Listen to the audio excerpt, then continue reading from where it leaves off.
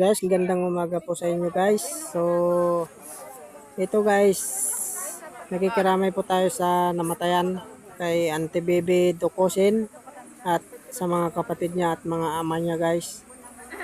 Ayan. So, itong punto na to guys, pabubuksan nila yung kabaong. Yung kabaong mismo guys. At makita nila yung bangkay.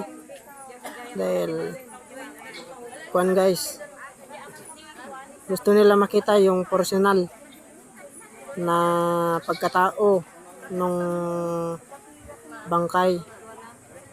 So ito yung punto na guys na bubuksan nila at isang sandali lang na lumipas ay bubuksan na at naghihintay yung kasama niya ng magbubukas ng ataol dahil ito ay kabaryo natin guys, nakipaglibing lang tayo.